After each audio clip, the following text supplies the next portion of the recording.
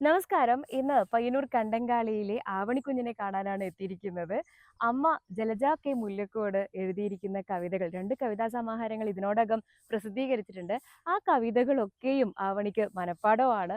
ഫേസ്ബുക്കിലൂടെ കൂടുതൽ ആളുകളിലേക്ക് അമ്മയുടെ കവിതകൾ പാടി എത്തിക്കുന്നത് യുകെജി വിദ്യാർത്ഥിനിയായ നമ്മുടെ ആവണിക്കുട്ടിയാണ്. ആവണിക്കുട്ടിയുടെയും അമ്മയുടെയും വിശേഷങ്ങളാണ് കാണാൻ പോകുന്നത്. നമസ്കാരം, ഞാൻ ആവണി. കവിത പ്രണാമം മാതേ. രചന ജലജ മുല്ലക്കോട്. നമസ്കാരം, ഞാൻ ആവണി. ശിവസ്തുതി മാനസ കൈലാസം. രചന ജലജ മുല്ലക്കോട്. എത്ര കവിത അറിയാം ശരിക്കും ആവണിക്ക്? അമ്മയുടെ ഫുൾ കവിത അറിയാം. അമ്മയുടെ ഫുൾ കവിത. അമ്മ 3 ബുക്ക് എഴുതി, അതെല്ലാം അറിയാം. അപ്പൊ പറയൂ, ജലജ എന്നാ പേരില്ലേ? അതെ, ജലജ മുല്ലക്കോട്. എഴുത്തില് ജലജാക്കി എന്ന പേര്, പക്ഷെ എഴുത്തില് ജലജാക്കി മുല്ലക്കോട് സ്ഥലം. ഈ സ്ഥലത്തിന്റെ പേര് കൂടി വെച്ചിട്ടാണ്. 2 കവിതാ സമാഹാരങ്ങൾ കൂടാതെ 2 സംയുക്ത കവിതാ സമാഹാരങ്ങളും കൂടി പ്രസിദ്ധീകരിച്ചിട്ടുണ്ട്. ഇപ്പം 3ാമത്തത് റെഡിയായി വരുന്നു. പിന്നെ കഥകൾ എഴുതും. കഥയുടെ ബുക്ക് ഇതുവരെ ബുക്കായിട്ടില്ല. കഥകൾ എഴുതിയിട്ട് പിന്നെ സോഷ്യൽ മീഡിയയിലും മറ്റേ നമ്മുടെ ഫേസ്ബുക്കില് ഒക്കെ പ്രസിദ്ധീകരിച്ചിട്ടുണ്ട്. ഈ പറയുന്ന പോലെ ഇത്രയും പുസ്തകങ്ങളൊക്കെ പ്രസിദ്ധീകരിച്ചിട്ടുണ്ട്. പക്ഷെ അമ്മയുടെ പാട്ടുകൾ അല്ലെങ്കിൽ കവിതകള് വൈറലാക്കിക്കൊണ്ടിരിക്കുന്നത് ഈ കുഞ്ഞു മോളാണ്, ആവണിയാണ്. ആവണി UKG-യിലാണ് പഠിക്കുന്നത്. എത്ര കവിതകൾ അറിയാം ശരിക്കും മോക്ക്? ഏകദേശം ആ 2 ബുക്കിൽ നമ്മളിപ്പോൾ ഓരോരോ വിശേഷാവസരങ്ങൾ വരുമ്പോൾ അതിനനുസരിച്ച് അവള് സ്കൂളിലായാലും നമ്മള് ഗ്രൂപ്പുകളിൽ ഇവളെ പാട്ട് കേട്ടില്ലെങ്കിൽ ഇങ്ങോട്ടേക്ക് വിളിക്കും ആളുകൾ. എന്താ ഇടാത്തത്? ഇപ്പം ഓണത്തിനായാലും വിഷുവിനായാലും നമ്മള് ഇപ്പം പുൽവാമ ഡേക്ക് ഇവള് പാടിയിരുന്നു. അങ്ങനെ ഓരോരോ അവസരങ്ങൾ, ഗാന്ധി ജയന്തി, നെഹ്റുവിന്റെ ജയന്തി, അങ്ങനെ ഓരോ അവസരങ്ങളിലും അവള് പാടിയിട്ട് അങ്ങനെ ഇട്ട് കൊടുക്കുക ചെയ്യാറ്. അതെ. അപ്പൊ ചേച്ചി ചെറുപ്പത്തിലേ എഴുതി തുടങ്ങിയിരുന്നോ? എഴുത്തിനോടുള്ള ഇഷ്ടം ഉണ്ടായിരുന്നു. സ്കൂൾ ചെറിയ കുട്ടി ആയിരിക്കുന്ന സമയത്ത് ഒരു നമ്മുടെ പ്രൈമറി വിദ്യാഭ്യാസ കാലത്ത് മുതലേ എഴുതുമായിരുന്നു കവിതകള്, കഥകള്. പിന്നെ ആ ടച്ച് അങ്ങനെ തന്നെ വിട്ടുപോയി വെച്ചാല് പോയി. പിന്നെ കോളേജിലൊക്കെ വന്ന സമയത്ത് വീണ്ടും എഴുതാൻ തുടങ്ങി. പിന്നെ കോളേജ് മാഗസീനിലൊക്കെ എഴുതും. അങ്ങനെയാണ് ആദ്യ കവിതാ സമാഹാരം. ഏത് വർഷം വരുന്നത്? 2023. ഏതായിരുന്നു അതിന്റെ പേര്? അല്ല, 24 കേട്ടോ, 24, 25. ആദ്യത്തെ കവിതാ സമാഹാരത്തിന്റെ പേര് മനസ്സിൽ വീണ മഞ്ഞുതുള്ളികൾ. 2ാമത്തത് ഹിമാദിത്യം.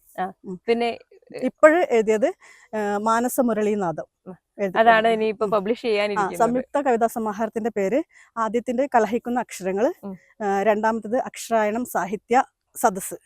അപ്പൊ കവിതകൾ മാത്രമേ എഴുതുന്നുള്ളൂ അല്ലെങ്കിൽ കഥകൾ എഴുതും, പിന്നെ അവലോകനങ്ങൾ എഴുതും, പിന്നെ ലേഖനങ്ങള്, പിന്നെ ഇപ്പൊ ഒരു നോവലിന്റെയും കൂടി പണിപ്പുരയിലാണ്. അപ്പൊ ചെറിയ ആളല്ല ശരിക്കും. ജലജേച്ചിയെ നമ്മള് പരിചയപ്പെടാൻ കുറച്ച് വൈകിയതേ ഉള്ളൂ. ശരിക്കും പറഞ്ഞു കഴിഞ്ഞാല് മുമ്പ് ടീച്ചറായിരുന്നു അല്ലേ? ടീച്ചറായിരുന്നു, ഇപ്പോഴാണ്.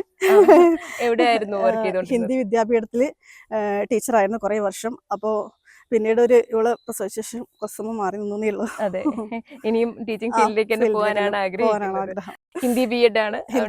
ഹിന്ദിയിലെ കവിതകൾ എഴുതാറുണ്ട്. അങ്ങനെ ഒരു പുസ്തകം കൂടി നമുക്ക് പ്രതീക്ഷിക്കാം. ഹിന്ദിയിലും ഒരു പുസ്തകം എഴുതണം എന്നില്ല ആഗ്രഹത്തിലാണ്. അപ്പൊ ഇപ്പൊ ഹിന്ദി കവിതകൾ എഴുതി സോഷ്യൽ മീഡിയയിലൊക്കെ മാഗസിനുകളിൽ, പിന്നെ ഡിജിറ്റൽ മാഗസിനുകളിലൊക്കെ ഇട്ടിട്ടുണ്ട്. ഓക്കെ, ഞാൻ ഈ പറഞ്ഞതുപോലെ ആവണിയിലേക്ക് തിരിച്ചു വരികയാണെങ്കിൽ UKG-യിലാണ്. ക്ലാസ് ഫസ്റ്റ് ആണെന്ന് പറഞ്ഞു. അതെ. ഓൾ ഏത് സ്കൂളിലാണ് പഠിക്കുന്നത്? Saint Mary's CP school Punchakkad. അതെ, സ്കൂളില് ക്ലാസ്സിൽ ഫസ്റ്റ് അല്ലേ? പഠിക്കാനും കവിത ചൊല്ലാനും വേറെ എന്തൊക്കെയായിരുന്നു ഇഷ്ടമുള്ളത്? ഡാൻസ്, ചിത്രം വരെയുണ്ട്. ആവണിക്കുട്ടി, മോക്ക് വലിയതാകുമ്പോ ആരാവണമെന്ന് ആഗ്രഹം? എനിക്ക് ടീച്ചർ ആവണമെന്നാണ് ആഗ്രഹം. ടീച്ചർ ആവണമെന്ന് ആഗ്രഹമുണ്ട്. പിന്നെ ഡാൻസർ ആവണമെന്ന് ആഗ്രഹമുണ്ട്. ഡാൻസർ ആവണം, ടീച്ചർ ആവണം, കവിത എഴുതണം. കവിത എഴുതണം, പാട്ട് വേണമെന്നുണ്ട്. പാട്ട് പഠിക്കുന്നുണ്ടോ ഇപ്പൊ? കുറച്ചായിട്ട് ഇപ്പൊ പഠിക്കുന്നുണ്ട്. അതെ, അപ്പൊ പാട്ടൊക്കെ നന്നായി പഠിച്ച് നല്ല സ്കൂളിൽ ഇപ്പൊ ഏതായാലും ക്ലാസ് ഫസ്റ്റ് ആണ്, ടീച്ചറൊക്കെ ആയി വലിയ ആളാവണം കേട്ടോ. നമുക്ക് വേണ്ടിട്ട് ഇപ്പൊ ചൊല്ലിത്തരാൻ പറഞ്ഞു കഴിഞ്ഞാൽ ഏത് കവിതയാ ചൊല്ലിത്തരാ? ഗുരുവന്ദനം. വിദ്യ നൽകിയ ഗുരുവിൻ മഹത്വം സർവശ്രേഷ്ഠമീ പാരിതിയിലെന്നും. മറവി സർവതും കൊണ്ടുപോയാലും ഗുരുവിൻ ഓർമ്മകൾ മായാതെ നിൽക്കും. അടിപൊളി, വളരെ നന്നായിട്ട് പാടിയിട്ടുണ്ട് അവിടെ.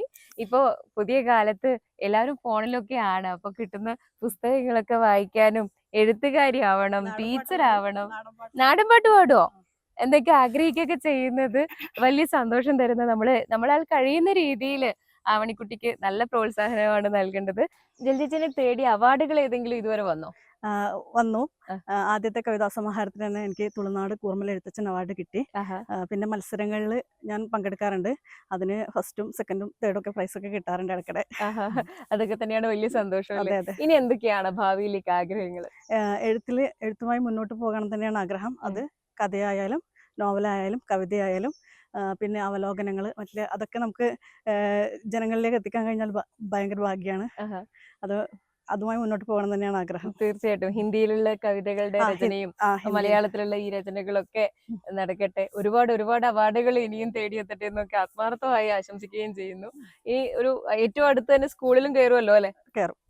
അങ്ങനെയും കൂടി എന്താ പറയണ്ടേ, എല്ലാ രീതിയിലേക്കും മുന്നോട്ട് വരാൻ വേണ്ടിയിട്ട് ജലജേച്ചിക്ക് കഴിയട്ടെ എന്ന് ആത്മാർത്ഥമായി പ്രാർത്ഥിക്കുകയും ആശംസിക്കുകയും ഒക്കെ ചെയ്യുവാണ്. നമുക്ക് വേണ്ടിയിട്ട് ഒരു കവിത ചൊല്ലി തന്നൂടെ? ഞാൻ എഴുതിയ ഒരു സ്വാതന്ത്ര്യ ഗീതാണ്. പേര് പ്രണാമം മാതേ. സ്വാതന്ത്ര്യത്തിൻ അമൃതം നുകരാൻ പറന്നിറങ്ങൂ പ്രാവുകളെ, സ്വാതന്ത്ര്യത്തിൻ കഥകൾ കേൾക്കാൻ ഓടിയണയൂ ബാലകരെ, സ്വാതന്ത്ര്യത്തിൻ കഥകൾ കേൾക്കാൻ ഓടിയണയൂ ബാലകരെ. കേൾക്കൂ ഗാന്ധിജി ഗോഖലെ തിലകൻ തന്നുടെ വീരചരിതങ്ങൾ,